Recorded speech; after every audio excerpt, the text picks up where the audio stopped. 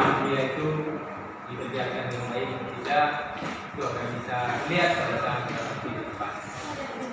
Oke, silakan.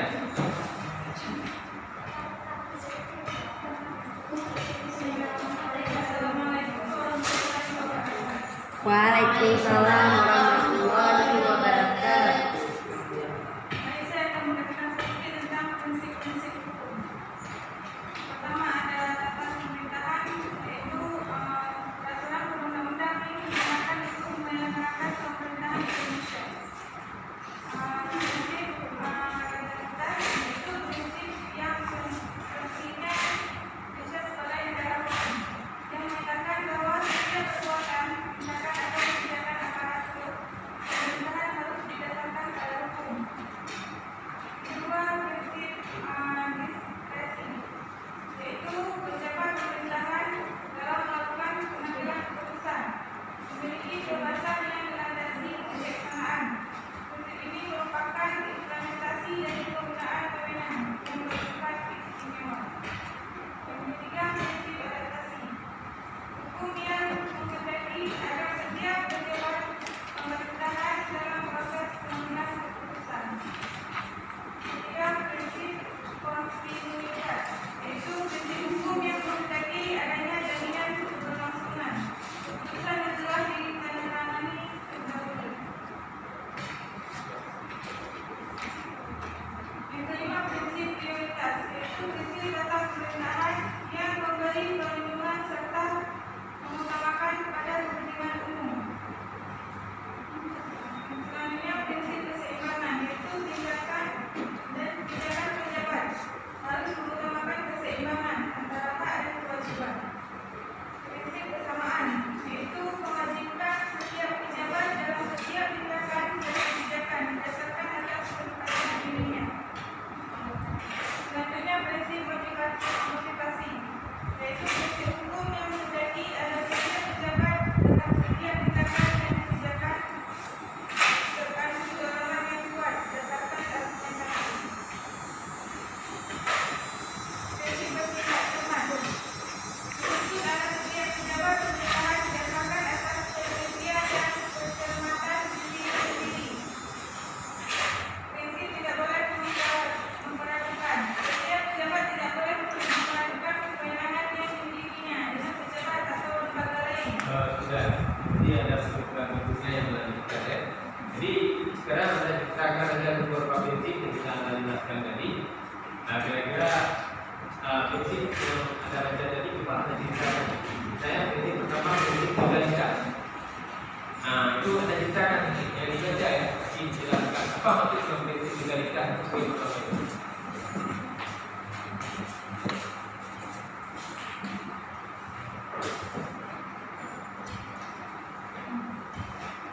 Ya, kira-kira apa jelasan Anda untuk menjelaskan bahwa prinsip ini apa maksud legalitas itu? Tindakan kebijakan. Legalitas kan ada ini kan, kurang baca ini. Prinsip legalitas apa? Merupakan konsekuensi Indonesia sebagai negara hukum. Apa maksudnya ini? Nyata semua dulu. Nah, coba Anda ceritakan. Nah, coba Anda sampaikan ini prinsip hukum ini. Apa maksudnya ini? Ya, bahwa Indonesia sebagai negara hukum yang menyatakan bahwa setiap keputusan dan tindakan pemerintah atau peraturan bukan dia harus sesuai dengan hukum yang berlaku. Nah, coba ceritakan. Apa maksudnya ini? Prinsip legalitas ini menjadi prinsip utama dalam pemerintahan. Nah, itulah Anda sampaikan. Ya, apa maksudnya coba? Ya, saya jelaskan. Ya, bahwa pemerintah tidak bisa melaksanakan kebijakan tanpa ada undang-undang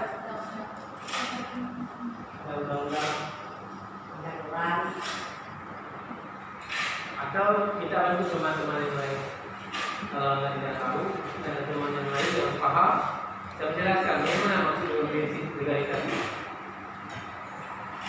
Jaminan teman-teman yang lain ada yang bisa merespon. Ya, jadi Anda minta tolong kalau ada teman yang lain bisa bantu saya untuk menjelaskan poin kali ini mengikut dengan prinsip legalitas. Nah, oke, silakan. Anda berdiri, kenalkan nama Anda siapa, lalu Anda jelaskan apa prinsip legalitas. Assalamualaikum warahmatullahi wabarakatuh. Waalaikumsalam. Perkenalkan, nama saya Madila. Saya ingin menjelaskan sedikit tentang prinsip legalitas. Prinsip legalitas tersebut adalah Ya, tuh. Jangan lihat situ. Anda prinsip legalitas adalah yang mana konsekuensinya sebagai itu didasarkan dengan hukum. Kebijakan-kebijakan tersebut didasarkan dengan hukum negara. Dengan hukum apa? Yaitu dengan Undang-Undang Dasar dari Pancasila, berdasarkan dengan hukum yang kita lihat dari Undang-Undang Dasar. apa contoh bahwa prinsip legalitas itu memang itu terikat pemerintah dengan prinsip hukum itu? Apa contohnya? Contohnya seperti dalam pemerintahan dia DPR misalnya dia melanggar tatanan di DPR kebijakan yang mereka buat. Berarti mereka apabila melanggar dia harus orang yang dasar hukumnya itu dari undang-undang. Dilihat dia apa melanggarnya dari korupsi itu dihukum berdasarkan hukum yang telah diterapkan itu. Ya, kita harus jelaskan bahwa dalam prinsip pemerintahan itu ada undang-undang yang mengatur tentang bagaimana aparatur itu bisa melaksanakan pemerintahan yang bersih dan berwibawa. Nah, apabila prinsip-prinsip ini dilanggar, maka pemerintah dianggap sudah melanggar aturan hukum yang ada dalam prinsip pemerintah itu sendiri. Jadi itu anda ceritakan bahwa legalitas ini adalah hukum. Artinya siapapun pejabat yang melaksanakan pemerintahan di pusat atau di daerah atau pemerintah kampung, dia terikat dengan undang-undang. Maka di kampung ada undang-undang pemerintah desa. Ya, keuangan yang masuk ke desa itu semua harus disesuaikan dengan undang-undang pemerintah desa. Itu namanya azas legalitas. Artinya tidak ada satupun kebijakan pemerintah yang tidak diatur dengan undang-undang. Bahkan SK pegawai negeri pun itu juga undang-undang, artinya hukum. Artinya dengan adanya SK, mesti dia dianggap secara hukum dia sah sebagai pegawai negeri, dia punya hak dan kewajiban. Ya, itu adalah sebagai bentuk legalitas. Kalau dia tidak punya SK, berarti secara hukum dia bukan pegawai negeri. Dia tidak sah jadi pegawai negeri. Maka hak dan kewajiban dia batal dengan tidak ada SK pengangkatan, gitu ya. Itu anda, ya. Jadi itu yang pertama. Banyak hal lain yang mungkin ada diucapkan itu dengan faktor hukum ini, ya. Oke, yang kedua apa? Prinsip. Yang kedua, prinsip oportunitas. Apa itu prinsip oportunitas?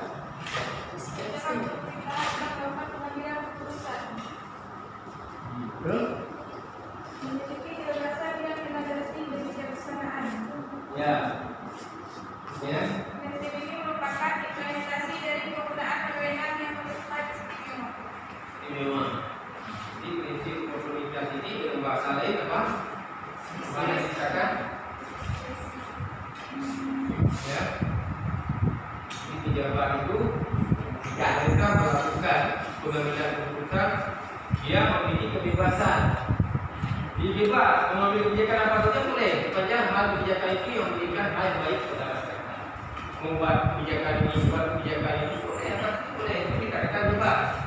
Jadi bebas dia diberikan kebebasan, silakan kita buat kebijakan apapun, sepanjang itu memberikan nilai-nilai positif bagi kemajuan daerah. Anda sebenarnya memang itu anda bebas membuat cara belajar anda mau begini, mau begitu, silakan. Kalau memang itu anda untuk kepentingan pengembangan ilmu anda sendiri. Mau diskusi, mau tanya jawab, mau buat melalui fokus, mau tulisan, apa saja boleh. Itu namanya oportunitas. Di mana konteks pemerintah dia adalah bentuk kebijakan. Jadi oportunitas itu adalah diberikan kebebasan kepada pemerintah untuk mengambil tindakan apapun, ya, untuk melakukan hal yang positif dalam rangka pengembangan pemerintah di wilayah itu. Jadi ini harus dipahami. Jadi semua pemerintah punya terobosan-terobosan dalam rangka membangun daerahnya. Kalau daerah pesisir, ya terobosannya mendukung pesisir. Kalau daerah pergunungan juga menyebut dengan wilayah-wilayah aliran sungai dan sebagainya. Kebijakannya disesuaikan dengan potensi daerahnya. Jadi banyak potensi itu bisa dilakukan oleh pemerintah dalam rangka untuk memajukan masyarakat, ekonomi, sosial, ya, semuanya itu bisa dirasakan manfaat bagi masyarakat. Itu namanya oportunitas. Ya, jadi beri kebebasan kepada pemerintah untuk mengambil tindakan apapun, ya, peraturan apapun, kanun apapun, kebijakan apapun, ya, sepanjang yang dilakukan itu bisa menguntungkan baik dengan masyarakat, pemerintah juga, ya, itu namanya prinsip oportunitas. Dia ada yang menjawab lagi. Prinsip adaptasi. Bahasa tindakan, apa maksud prinsip ini? Yaitu hukumnya mengimplementasi agar setiap pejabat pemerintahan dalam proses pengambilan keputusan. Ya, apa maksud adaptasi itu? Penyesuaian. Sudah. Nanti Anda sampaikan dulu dalam kemampuan Anda yang Anda bayangkan adaptasi itu apa? Penyesuaian diri. Iya, Anda beradaptasi dengan teman, beradaptasi dengan tetangga, beradaptasi dengan siapapun. Itu namanya adaptasi. Dalam pengertian pemerintah, adaptasinya bagaimana?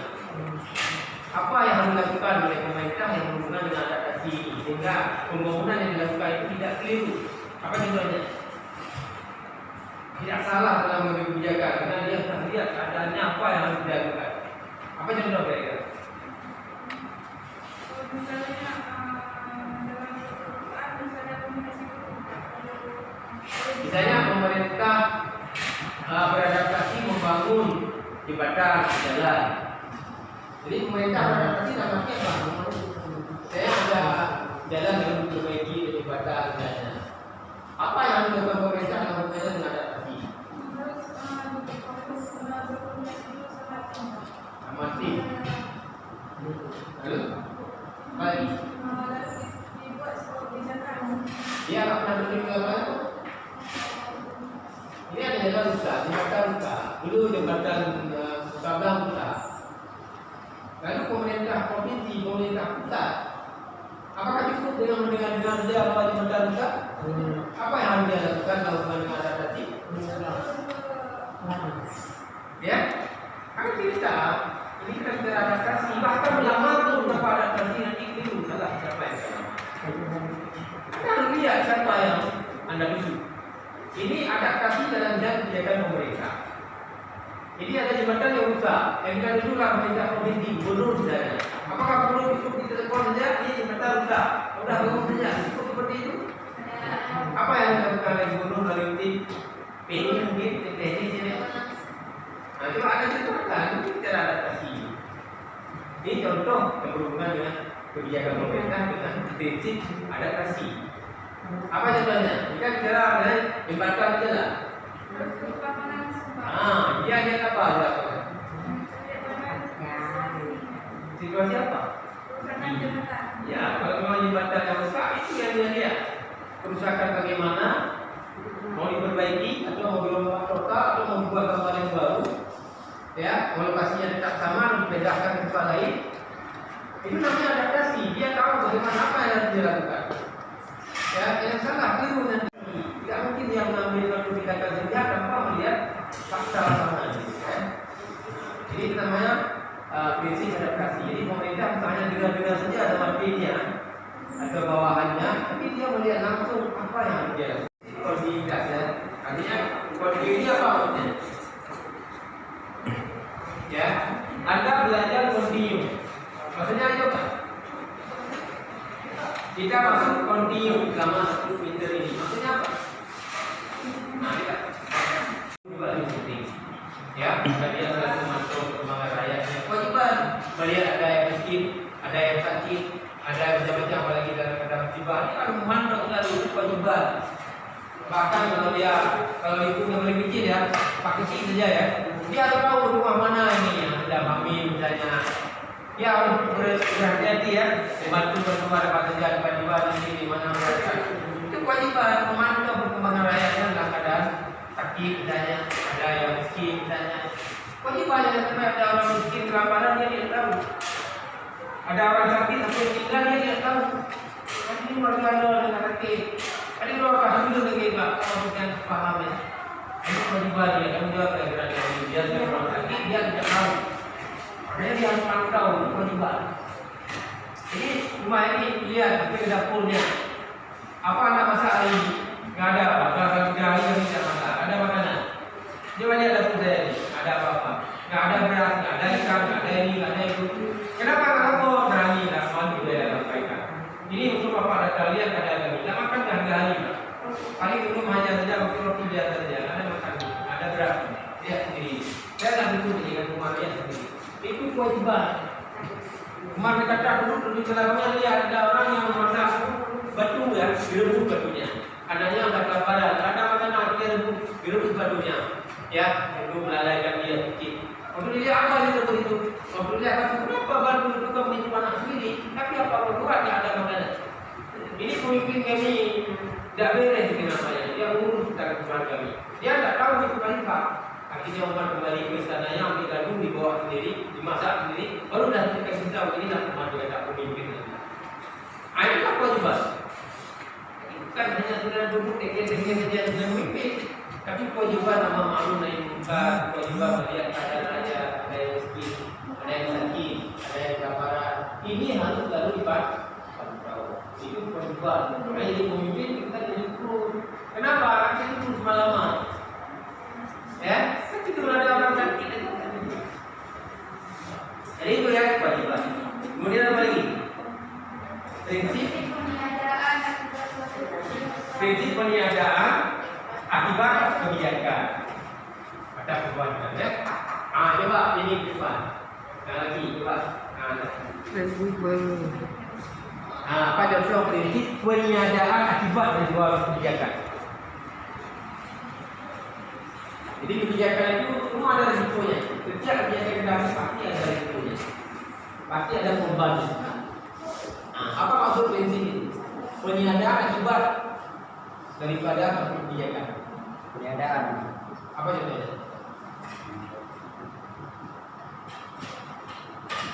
Dimaafkan ada kesalahan. Ya, contoh peniadaan sebuah akibat. Kan ada mengambil kebijakan. Iya, setiap mengambil kebijakan pasti ada risikonya, pasti ada korbannya.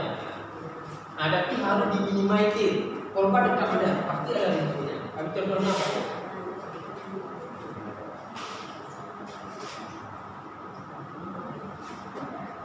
Coba. Kalau pemerintah mengambil kebijakan pasti ada risiko. Saya risiko kemarin menaikkan BBM, ada nggak risikonya kepada saya? Berat, bukan sedikit. Bahkan lebih besar risiko daripada manfaat daripada kenaikan BBM. Yang lain apa? Risiko buat jalan misalnya, pemerintah membuat jalan, kita buat jalan sekian, nak rakyat jalan rakyat, apa risikonya? Ini buat jalan ini. Apa risiko dari kebijakan buat jalan ini? Itu meminimalisir perbuatan kebijakan dari risiko dari tindakan itu. Apa kira-kira? Buat jalan, risikonya apa kira-kira? Risiko yang pertama apa? Pasti kena karena ada Surat. kadang-kadang kadang kena rumah juga kena. Kadang undang mau dibayar dari itu memang ada rumahnya setengah kena, maka ada dari rumah yang lain. Tetap nilai ekonominya tidak sama. Itu risiko. Tetap setiap kali kebijakan tetap ada risikonya. Risiko pemerintah harus mengganti rugi, harus membayar. Dan banyak bahkan ada yang juga di pengadilan. Kalau memang ada tanah-tanah yang strategis, dia tidak mau jual, itu juga di pengadilan. Ada tanah tidak sesuai dibayar, itu namanya akibat dari tindakan pemerintah. Pasti ada akibat. Anda belajar juga punya akibat. Apa risiko Anda kira? Jadi yang pertama bisa angkat dulu, bisa dapat nilai. Bagus. Kecewa. Putus asa, bahkan ada yang tak pilih lagi. Ada yang selesai mau sidang saja, tak mau sidang dia. Kenapa? Aduh besar sekali, waktu bimbingan berat sekali dengan saya ini ada yang sempat, aduh bimbingan dia tak pilih lagi. Kalau tidak mau garis pilih, tak pilih lagi. Kenapa? Dia akan tahan lagi dengan keadaan seperti itu. Itu memang ada risiko semua itu. Kita belajar ini ada risikonya. Ya, kadang-kadang risikonya bisa menjawab, bisa menjelaskan. Risikonya nilainya kurang. Jadi semua perbuatan apalagi tindakan pemerintah itu memiliki risiko. Tapi risiko yang dimaksud harus bisa diminimalisir, dikurangi, dikecilkan. Resiko tidak ada, tapi dikurangkan, diminimalisir misalnya. Yang sampai tetap ada. Jadi setiap ada perbuatan pasti ada korbannya. Jika mula ada risikonya pasti ada yang menang, ada yang kalah. Jadi seperti itu. Itu namanya prinsip itu. Jadi diakui dalam prinsip ini. Jadi bagaimana kita bisa mengambil manfaat yang besar dari risiko yang paling kecil. Kemudian apa lagi? Prinsip perlindungan pandangan. Ini yang penting sekali. Siapa itu? Ini prinsip yang terakhir, walaupun letaknya di ujungnya, di terakhir, tapi ini sangat penting. Kalau ini rusak, maka bahaya semuanya. Apa maksud prinsip dengan perlindungan pandangan itu? Siapa yang bisa jawab? Karena yang rusak ini bukan rusak mesinnya, bukan rusak akanannya. Ini rusak apa yang rusak? Kalau pandangan hidupnya rusak, maka ini kerusakan yang mahal. Bahasanya rusak iman, rusak keyakinan, rusak tauhidnya yang rusak. Makanya kalau ada aliran-aliran besar, itu dapat merusak akidah. Ya, kalau akidah sudah rusak, maka dipastikan amalan kebaikan apapun itu tidak akan membela amal lagi. Kenapa? Karena dia sudah syirik mungkin. Dia sudah melakukan penyimpangan-penyimpangan dari segi agama. Makanya pandangan hidup dalam konteks agama, dalam konteks negara, dalam konteks agama disebut dengan akidah. Dalam negara disebut dengan pandangan hidup, ideologi. Ya, kalau dalam agama disebut dengan akidah, tauhid. Ya, itu bahaya sekali. Karena prinsip apa? Karena nilai baiknya di sini. Karena nanti dalam tubuh manusia itu ada dua daging, kalau daging itu baik, maka baiklah tubuhnya. Kalau daging itu rusak, maka rusaklah semuanya. Tahu lah daging itulah hati manusia. Nah, di sinilah perseminya baik atau buruk seseorang. Kalau hatinya baik, pastikan dia adalah orang yang baik. Kalau hatinya buruk, maka baliknya dia adalah orang yang jahat. Makanya itulah pandangan hidup ini berhubungan dengan hati. Makanya hati-hati kita melihat media teman yang jahat, media jauh, lingkungan, ini semua akan mempengaruhi hati dan juga kita. Kalau itu sudah rusak, itu apalagi yang kita harapkan dari seorang. Ya, jadi pandangan hidup dari negara. Artinya apa yang kita lihat jadi mewarnai dalam kehidupan kita. Saya lihat di TV, kalau anak-anak ini ada TV ada film si buta dua hantu kan, pulang rumah dia pakai ini kayak buta juga ya, pakai tongkat. Dia meniru apa yang dia lihat, meniru orang itu buta, saya buta juga. Ini bahaya, ini pakai meniru apa yang dia lihat. Demikian juga ada aliran-aliran pemahaman-pemahaman yang konten-konten yang ada di HP itu bisa merusak juga akidah. Apalagi yang buat itu orang-orang kufar, sengaja dibuat itu untuk merusak akidah umat Islam. Makanya kita hati-hati dengan media-media yang ada. Prinsip kesamaan coba yang lain. Siapa ini? Juga tapi juga kan apa namanya? NCW. Coba Anda. Apa maksud prinsip kesamaan? Memperlakukan. Prinsip kesamaan ini dalam praktek pemerintah, dalam pelaksanaan tugas pemerintah, dalam pelayanan pemerintah, dalam birokrasi pemerintah. Prinsip lainnya ini di mana kita lihat? Kesamaan. Di mana contohnya? Prinsip yang mewajibkan setiap pejabat dalam setiap tindakan dan kewajiban berdasarkan atas penempatan. Itu teorinya, tapi prakteknya bagaimana kita hadirkan contoh ini? Ya, misalnya kita buat KTP, datang ke kantor kecamatan, nanti datang ke kantor bupati atau dinas catatan sipil atau tempat buat KTP ya. Itu situ akan kelihatan bagaimana prinsip kesamaan. Atau ke rumah sakit, nampak di situ ada nggak prinsip kesamaan atau tidak? Apa maksudnya nih prinsip kesamaan dalam pelayanan publik? Pernah bayar bayar listrik dulu ya, kalau sekarang nggak online lah. Kalau dulu ada sekarang antri, artinya siapa yang telat dia bisa juga. Jadi jangan dia telat, dia lebih dulu cepat selesai. Itu dianggap tidak menganut prinsip ini. Semua sama, kalau semua antri dia ikut semua pakai apa namanya, ada kartu ya.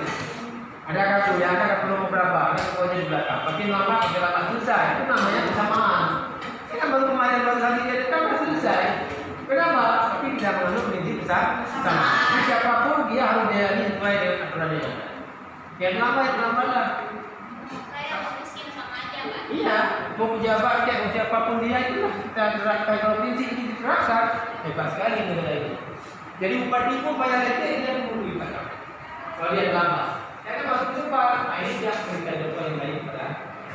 Tapi Pak, Itu berarti dia menangkap prinsip ini. Prinsip ini yang mudah karena saya publik juga orang yang kecewa kadang-kadang dia. Kenapa dia harus minta selesai?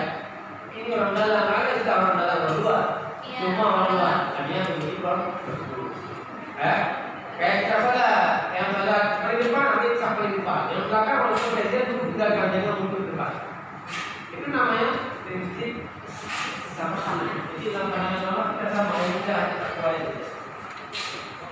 Ya, mau kuning, mau putih, mau hijau, kita warnanya berbeda, berbeda. Ya, dalam pandangan Allah tidak lihat itu, dia lihat kita yang kaki kita yang kita kuat. Itu namanya prinsip kesamaan. Kalau dia pemerintah juga melihat ada. Kita kalau kita bedakan dia, ya, kalau dia punya hak kita berikan. Kalau dia perlu cepat pelayanan, di mana saja tidak boleh membeda-bedakan orang. Ya, itu namanya prinsip kesamaan. Kemudian lagi prinsip motivasi. Nah, coba ya, coba ada jelaskan. Nah, coba ada jelaskan apa maksud prinsip motivasi ini? Prinsip motivasi terhadap tindakan atau kerja pemerintah. Bagaimana pemerintah menggunakan prinsip motivasi ini? Contohnya apa? Itu ada tindakan.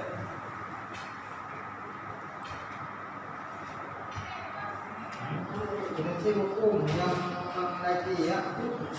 Motivasi apa saja boleh. Pemerintah kita motivasi sama seperti kita punya orang tua memotivasi kita apa? Dua hal yang baik begitu. Ya, apa motivasi prinsip ini di mana pemerintah menggunakan pada saat melakukan kegiatan apa? Dia memotivasi kita menterapi kita, yang mendorong kita apa? Ya, motivasi kita pernah nggak motivasi orang? Kayak Anda belajar ini, Anda belajar cepat ya, biar dapat MP bagus, biar dapat bagus, Anda biar potensi yang hebat ini. Ajar, ini namanya motivasi. Ini konteks pemerintah. Pemerintah bagaimana memotivasi masyarakat dua hal yang baik. Ya, ini ada jagung misalnya di luar negeri ini prospek harga jagung sangat bagus, maka pemerintah memotivasi kepada masyarakat tanam jagung ya. Biar harganya tinggi di luar negeri itu bagus.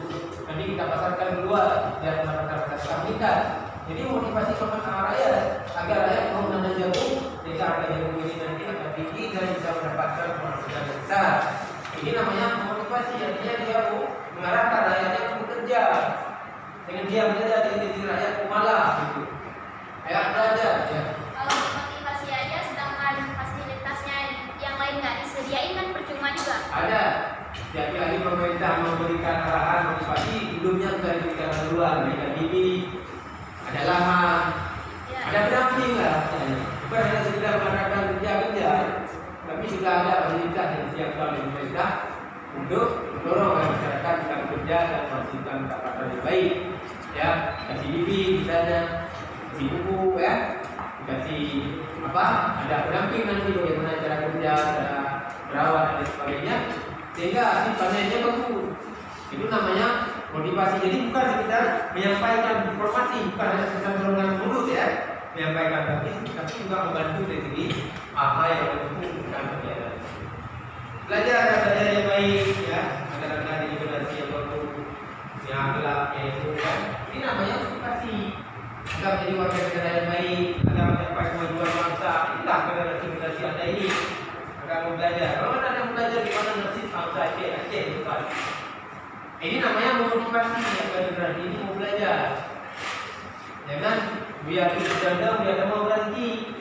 Artinya orang lain yang kerja di pusat pasar itu, industri orang lain yang kerja, kita orang Aceh sudah kerja aja. Kenapa? Karena kita tidak pernah memotivasi bagaimana kita mengelola hasil daerah kita sendiri. Ini namanya motivasi. Kalau mau bekerja, jangan itu malas kita ini. Ya, di pemerintah pun kita kerjanya.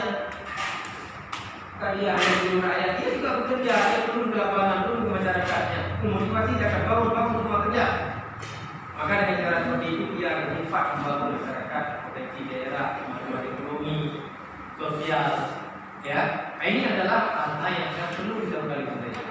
Jangan jadi rakyat pemalas, hanya duduk menunggu bantuan dari pemerintah saja. Dia tidak bekerja apa-apa, hanya mengharap bantuan.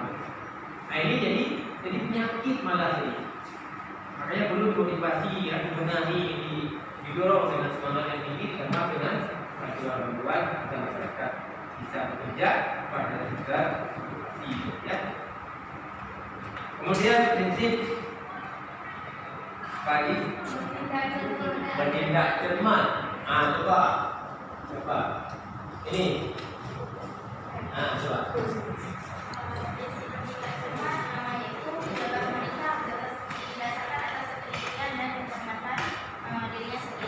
Contohnya, misalnya pemerintah mengeluarkan harga BBM, seharusnya pemerintah harus memikirkan dulu kendala ataupun kondisi yang dihadapi oleh masyarakat. Jangan terburu-buru dalam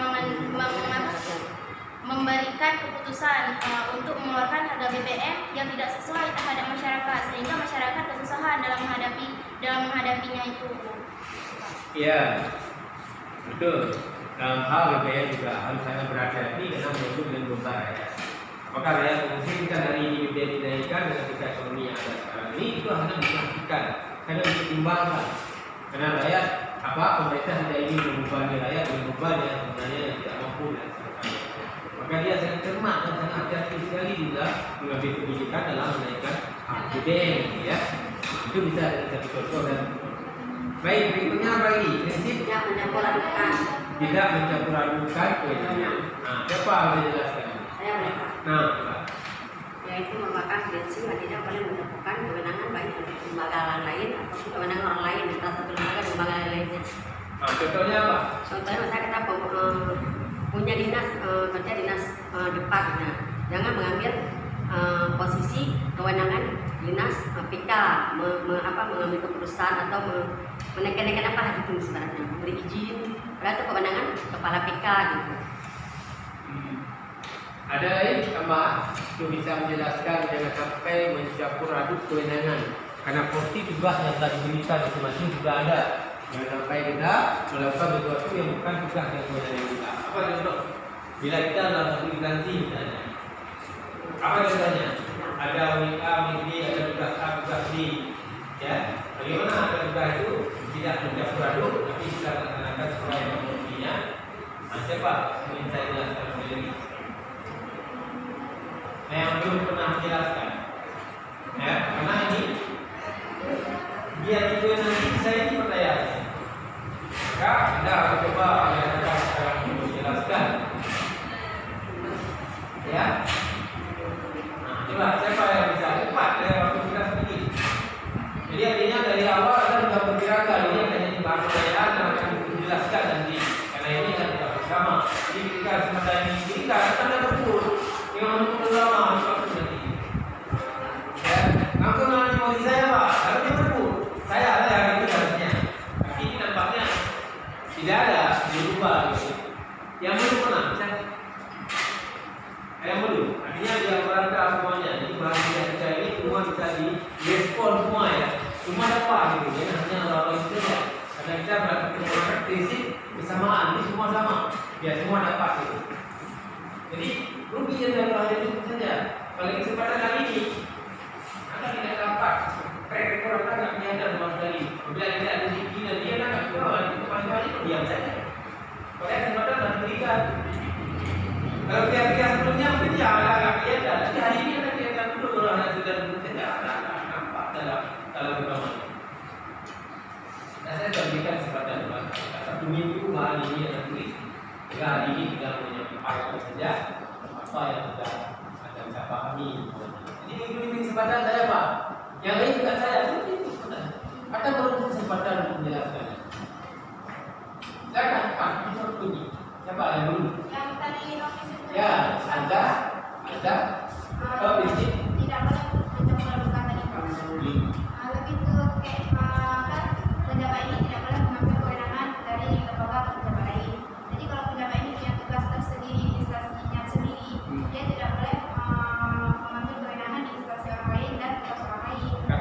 dia bukan instansi lain, satu instansi tapi tugasnya berbeza. Misalnya dia bekerja di catatan sipil misalnya, itu kan namanya unit-unit kerja di situ. Ya, ada bidang KTP, ada bidang kakak, ada bidang perizinan, mungkin ya. Ada beberapa unit kerja di situ, ada namanya proses pelayanan individu ya. Nah, berarti pelayanan individu. Nah, banyak unit-unit pelayanan itu. Nah, yang masuk di situ tidak mencampur aduk pelayanan apa? Staf ini atau karyawan ini tugasnya tadi Pak menerima pelayanan masyarakat. Misalnya yang melayani bidang KTP ada birokratnya satu, ya kan? Yang melayani bidang izin ada, ya. Yang melayani tentang administrasi juga ada. Nah, bagaimana agar dia bisa bekerja secara prosedur, tidak bercampur aduk dengan semua bidang-bidang ini dikerjakan satu orang? Digabungkan nanti kita Pak. Nah, itu kan lah biar nampak bahwa ini tidak bercampur aduk dengan dokternya seperti ini. Nah, itu lah. Ya, Anda jelaskan bisa. Kata Pak, kita ini tidak mencampur, tidak menggabungkan antara ini bidang orang yang mengurus KTP, ini orang yang mengurus KK, tidak dicampur-campurkan Pak, jadi ini bisa. Ya, ini Anda harus Ini ada menjelaskan. tempat-tempatnya sendiri. Ya, kita belum menjelaskan. Jadi ketika kita urus KTP, ada yang birokrat yang menerima persyaratan saja. Urusan KTP keluar nanti bukan sama dia, nanti ada pejabat lain yang akan kita dapatkan KTP-nya. Jadi bukan sama dia hanya melengkapi berkas. Urusan KTP-nya selesai, nanti ada bidang keluar. Di sana Pak ambil KTP-nya. Itu namanya tidak mencampur aduk kewenangan. Tugas dia hanya cuma syarat saja. Tugas pejabat lain kalau sudah selesai baru terima KTP-nya. Sama kita seperti kita urus SIM, kita urus STNK. Ada bidang-bidang ya. Terakhir nanti di ujung sana baru selesai STNK kita ya. Itu namanya masing-masing bidang ada tugas dan kewenangan. Jadi tidak satu orang, tapi banyak orang yang terlibat dalam proses pelayanan itu ya. Itu namanya tidak mencampur aduk kewenangan. Jadi pas satu orang bekerja banyak tidak, ya. Kemudian berikutnya prinsip permainan yang fair.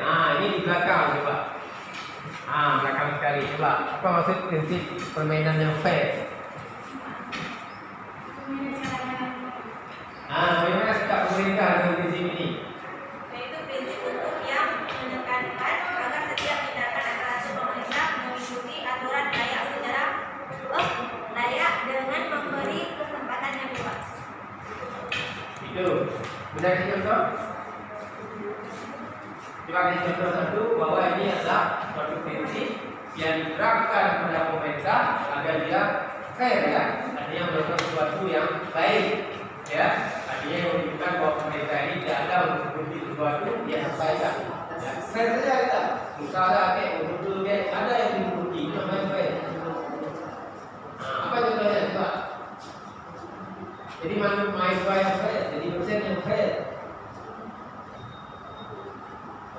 Jadi nggak ada yang diduduki siapa pun di apapun, ada yang ada dalam tikus gitu ya. Jadi nggak ada, semua terbuka, semua transparan. Kalau salah apa saja salah. Apa contohnya?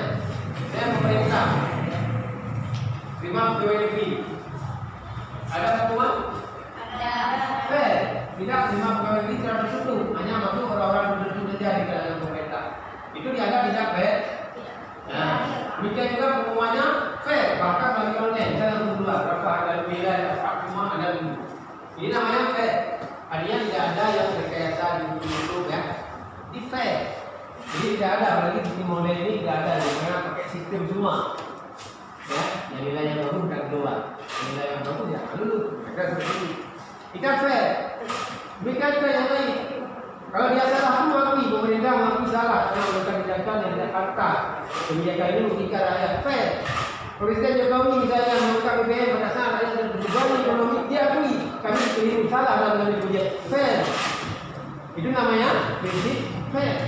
Artinya menerima apa adanya. Walaupun salah dia akui itu fair. Membaca di sentimen orang perkasa. Itu namanya fair. Jadi tidak menutupi sesuatu karena takut diketahui orang dia bukan marwah dia. Kalau mau salah saya siap dihukum, itu fair. Nah, yang fair ya, salah Pak, salah sama. Fair. Mereka kalah ya, kalah, sama ya, fair. Tapi ada orang kalah, kamu mengakui salah. Saya tidak akan menjaga Anda, tidak fair. Kalau mau sama itu sudah salah. Ada dapat nilai, ada dapat nilai, fair, sama sebenarnya. Itu namanya fair, dan sekiranya tidak oleh orang dapat nilai. Kenapa? Karena masih bahagia. Bukan lihat belakang, lihat kekurangan, tapi sama-sama belajar. Dia tadi lebih kepada saya, aku lebih dia. Kita tak sama dengan teman-teman nilai baru. Saya ini sama kamu bukan dengan kita pakar, ini sama kamu belajar baru. Jadi itu namanya dan kali ini berlaku di mana saja, cuma saja berlaku pada penyidik semua kebanyakan. Jadi orang yang bukan saja, ya tidak ada sikap cemburu ini kan. Apa kita cemburu dari kita punya itu. Kemudian apa lagi prinsip? Ya, keadilan dan kewajiban. Nah, ini tadi. Keadilan dan kewajiban yaitu ditempatkan pada pejabat pemerintahan agar tindakan dan kebijakan didasarkan atas keadilan dan menghindari kesewenangan. Nah, ini contohnya misalnya pejabat pemerintah itu harus bersikap adil pada semua masyarakat. Seperti yang kita lihat sekarang kan, hukum itu tajam ke bawah dan tumpul ke atas. Seharusnya pemerintah harus kayak gitu. Dia harus bersikap adil, seadil-adilnya. Ya, prinsip keadilan dan kewajiban. Jadi dia harus bersikap adil kepada rakyatnya. Apapun bentuk keadilan itu, bukan hanya uang saja. Adil waktu, adil perintah, adil kesempatan, kebijakan apa saja dia harus bersikap adil. Kemudian apa lagi? Bersifat kewajiban, prinsip kewajiban. Apa maksudnya? Prinsip keadilan dan kewajiban. Sudah adil, punya kewajiban. Apa kewajiban yang dia penuhi?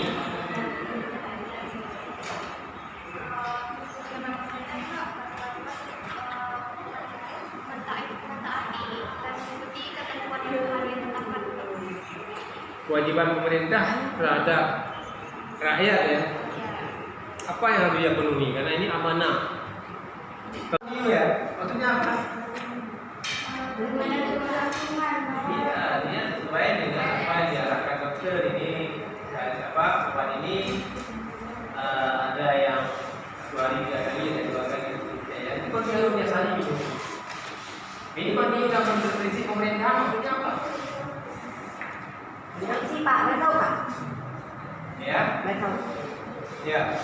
Dulu saya bahkan seperti di apa pembuatan apa itu di Honda. Enggak, ini pemerintah. Secara kontinuitas kebijakan. Udah nampak KTP sana. Mati KTP dulu pemimpinnya orang lain. Sedangkan pemimpin negara orang lain lagi nggak apa-apa ya kan? Nah selama masih. Ada lagi yang bisa menjelaskan kontinuitas, prinsip kontinuitas itu apa? Ini penting ini, jangan ganti pejabat, ganti program. Padahal program yang lama itu bagus, tinggal dilanjutkan saja. Tapi diganti lagi, mobil yang masih baru sudah beli yang baru. Padahal mobil yang lama itu masih bagus. Kenapa tidak dilanjutkan aja dulu dengan menghabiskan uang negara? Ya? Apa itu penting dalam kebijakan pemerintah? Apa penting? Kelangsungan. Betul, langsung terus dia. Tapi contohnya apa? Ya.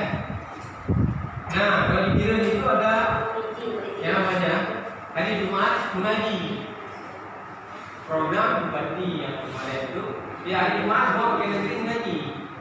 Ini dianggap positif karena memberikan pemutaran agama kepada pegawai negeri.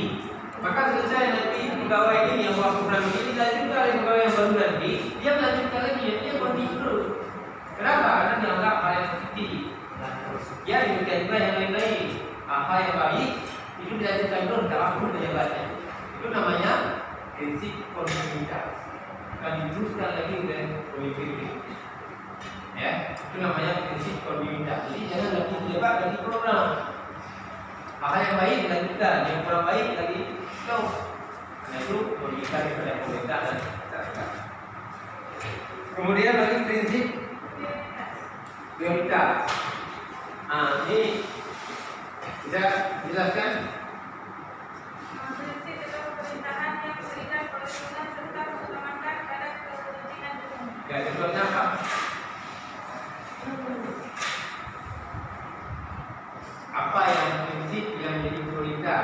mungkin untuk hal yang penting yang didahulukan. Apa contohnya? Mereka harus menyampingkan yang lain karena ada lebih penting daripada itu. Pendidikan Apa? apa yang lebih penting? Buat jalan, buat irigasi, pendidikan, rumah sakit.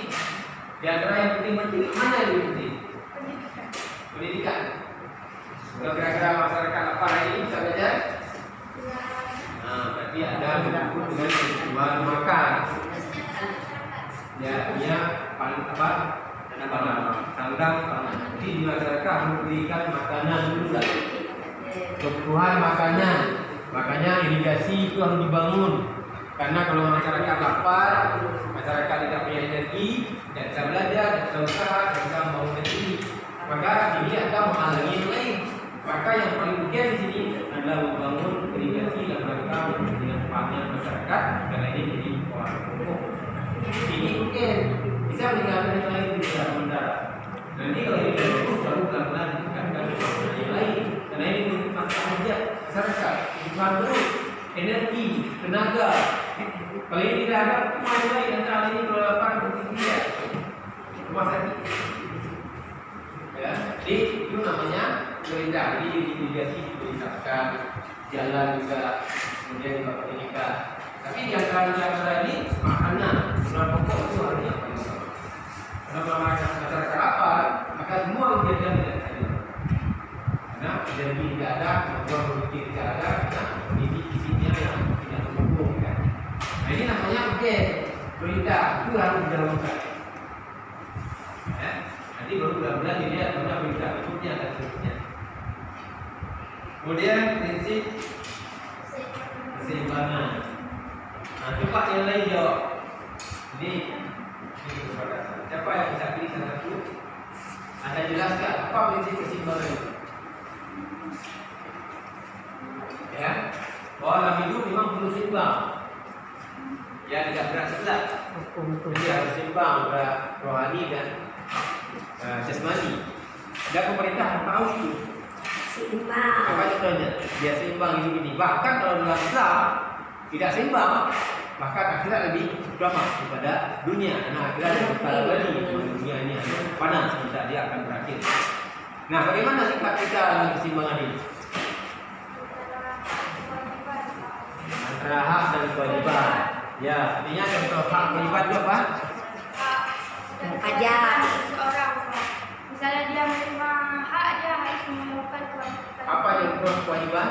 Seperti dosen menerima haknya, kewajibannya untuk mengajarkan mahasiswanya apa?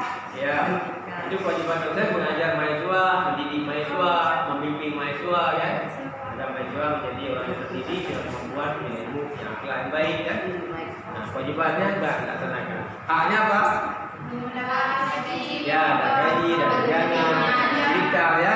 Ya, dia sesuai dengan kewajiban yang telah dia berikan atau sesuai dengan dharma bakti yang dia sumbangkan untuk negara.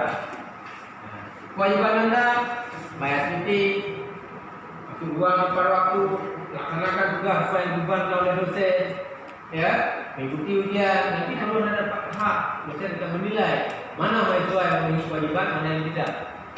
Ya, dia sikap, akhlak, ruang, waktu tugas, macam. Maka nanti disitulah akan didapatkan hak mahasiswa sesuai dengan apa yang dia kerjakan selama proses belajar. Itu namanya keseimbangan. Jangan nggak kuliah nggak hak, nggak kuliah nggak nilai, nggak kerja nggak gaji. Itu dianggap menyimpang dengan hak dan kewajiban, nggak seimbang apa yang dia minta. Ya, jadi itu maksudnya ya. Makanya negara ini bisa maju bila warga negaranya punya keseimbangan. Contohnya apa? Negara-negara Eropa, negara-negara baru itu karena ada keseimbangan itu maka maju negara. Artinya mereka pendapatan tinggi, teratur, tertib. Kenapa kita tidak maju? Kenapa kita tidak tertib? Lampu merah saja yang kita lihat. Kenapa kita? Karena nggak seimbang pola pikir kita. Ketika orang mau berangkat, kita juga berangkat. Kalau seimbang, kita beri kesempatan. Anda baca dulu, lampu merah dulu. Itu namanya seimbangannya di kesempatan. Ada waktunya saya berangkat, ada waktu berhenti. Itu namanya keseimbangan. Saya kan berhenti dulu, orang lain juga maju. Jadi kita berselomot hak orang lain. Jadi dalam segala hal perlu Keseimbangan. makanya dikasih makanan dulu, dikasih makanan nanti. Makanan perut apa? Makan nasi. Makanannya macam lain makan nasi yang halal. Kemudian minum juga. Kemudian makan nasi apa? Biar seimbang. Karena nanti bawa kenyang yang di atas apa? Ya. Jadi baca Al-Quran itu adalah makanan rohani. Ini makanan kantin semua. Ya, apa namanya ini yang nanti makan di luar tuh? Tapi makan apa namanya? Tapi makan. Itu hanya mengisi perut bawah. Perut atas kan di sini tak? Aku salah tadi masuk tak? Aku salah. Ini nonton aja dengan berarti anda biasa nanti anda berapa? Iman anda lemah, ya, sehingga kekuatan kita mendapat kebaikan karena lemah karena tidak terlupa oleh nilai iman ini. Makanya harus ada keseimbangan. Makanya orang yang seimbang hidupnya di mana? Orang ketawa dengan harta yang banyak, tapi dia menangis hatinya karena kelaparan dari rohaninya lemah. Akhirnya ada yang berkorban di rumahnya orang kaya, tidak betah dengan rumah ibarat neraka bagi dia. Dia asyik bertengkar aja di rumah. Kenapa? Karena baca Al-Quran, pernah berzikir, pernah baca Al-Quran. Rumah itu ibarat neraka baginya. Kenapa? Karena seimbang. Hanya materi saja diberikan oleh orang tuanya, lepas dari agama. Kalau kita agamanya bagus, walaupun itu sederhana, tentang juga kita berikan kebenaran. Kenapa? Ada agama gantinya. Kalau agama tidak ada, apa saja. Pemerintah menari tidak kan? Kalau kita diplesetkan ya, pada yang tidak pernah tidak benar tidak. Contoh ya, pernah dulu film Dono. Kita lihat film Dono? Lihat Dono semua lihat, film komedi. Tapi karena dikemas dengan film komedi, nampak bagian udara sedikit dia ada kelihatan saja. Kenapa? Coba kalau film yang lain mati nggak ada sensor. Ya film Dono ya, ada cewek-cewek pakai pakaian sini, dianggap film Dono, film komedi nggak apa-apa. Padahal apa usahanya dengan komedi kalau tidak untuk orang tak punya kepala dia terasa. Nah itu namanya konten-konten yang menurut orang nonton itu biasa saja. Bahkan film Dono ditonton oleh seluruh keluarga. Lucu, jadinya lucunya itu dia lihat pakaian. Itu contoh kan. Itu juga merusak akidah. Artinya membuat kita reka pakaian ini biasa. Sehingga kita mencoba pakai pakaian seperti itu. Ya, jadi itu namanya perlindungan pandangan hidup. Ini jauh lebih penting. Nah, di dunia modern sekarang ini banyak sekali di media-media sosial konten-konten yang ada ini yang menggambarkan tentang kehidupan modern. Jadi tidak ada lagi assalamualaikum, selamat siang, selamat malam, bertemu sama orang tuanya seperti CS saja, seperti teman ya. Jadi seperti itu padahal tidak demikian dia ada secara agama. Ya, kita menghargai orang tua kita, menghargai teman kita. Dan sekarang tidak ada lagi kata kerama. Ya, dunia materi, segala terus mana-mana ada beri uang berapa saya, ada bayar saya berapa, semua ukurannya kuat. Ini namanya merusak juga dengan pandangan hidup kita. Yang awalnya kita ingin merubah amal menjadi kebaikan, akhirnya berubah menjadi mendapatkan materi, semua materi. Kalau Anda punya pohon rambutan di rumah, ya, tujuan Anda punya rambutan apa yang Anda dapat? Anda bersedekah, apa Anda jual semua dunia? Ada rambutan di rumah, kita jual, kita uangnya berapa? Rambutan sekarang 1 kilo berapa? 1 kilo 20.000. Ini banyak sekali rambutan rumah saya ini. Saya kira ada uang jutaan lah. Tidak ada pikiran sedikit pun dalam ingatan kita dari iman kita. Ini sebagian saya sedekahkan. Itu akhirat saya. Sebagian saya jual di dunia saya. Kalau ada pandangan hidup keyakinan seperti itu, tidak semua dimakan di dunia, tapi ada di akhirat. Jadi kalau ada rambutan sekarang ini, orang berbondong-bondong datang akhir di rumah berapa? Ada uang ini 500.000. Alhamdulillah. Enggak ada sikapkan uang kita enggak pinggir kanan? Enggak ada. Ini uang kan? Di buku di depan rumah itu dijual, ya dijual. Enggak ada sikap, enggak ada. Ini namanya rusak pandangan dunia. Dia hanya memikirkan dunia yang sebentar, melupakan akhirat yang kekal. Ini pandangan itu, artinya dia memandang dunia ini adalah uang. Pernah bersahabat, pernah berteman dengan orang lain, tak pernah itu masih tadi. mati kita ini. Maka kita rusaklah pandangan kita, rusak apa namanya teori kita ini. Akhirnya dunia dan dunia dikejar akibat pandangan hidup kita yang keliru. Jadi namanya prinsip pandangan perlindungan pandangan hidup yang harus dilaksanakan oleh pemerintah. Jadi juga pemerintah sangat berat. Makanya kita sudah orang di sekitar COVID, kita sudah hilang prinsip-prinsip yang harus dilaksanakan. Dan prinsip ini bukan hanya berlaku pada kita semua. Ya, semua kita ya, anda besar kepada kita hukum dari hukum berlaku ini. Hari ini kata hari ini kita salah. Hari ini bukan coba apa melakukan tindakan luar dan hari ini anda tercatat dan mulaikan. Kepada kita semua tanggung jawab. Kalau saya akan menyampaikan, ya kira saya lupa. Tapi kalau kita akan sampaikan, ya kira saya tanggung jawab. Ya, apalagi itu dengan pandangan hidup. Tidak, ya, ini yang kita bawa mati. Ya, maka jadi nanti orang masuk neraka pun kalau tidak ada iman yang baik, dia bisa diangkat dalam bayangkan kalau imannya ada, maka dia akan masuk. Maka pandangan hidup sangat penting dijaga dan dilindungi. Dan jaga orang-orang yang mendidik dengan agama benar, agama dia atau tidak. Jangan gampang kita belajar agama kita, jangan pernah belajar agama kepada orang-orang yang mendidik. Bedanya kalau salah kepada dirinya Pak, kita ini dari ayat Al-Quran, ini ayat Nabi. Bedanya kalau salah kepada dirinya Pak, kerjanya dia menyampaikan sesuatu, ya, sehingga dia akan dasar ilmunya itu ada. Itu namanya pandangan. Jadi yang kita pandang itu yang mewarnai kehidupan kita. Kalau salah yang kita pandang, salah yang kita memahami sesuatu, maka keliru dalam kehidupan. Ya, salah dalam memahami ini bahaya secara ilmunya sebentar. Kalau sebentar, maka risikonya kalau tinggi dan di sana tidak ada kesempatan untuk bertobat. Jadi sebenarnya kesempatan untuk perbaiki hanya di dunia. Nah, jadi pandangan hidup semua kita harus. Jadi saya rasa hari ini karena pertemuan berapa tadi jam berapa satu? Jam 2 di jam 14 jam 15. Minggu depan kita ada pertemuan sekali lagi. Baik kita bahannya apa? Tadi ada sisa bahan yang belum kita jelaskan.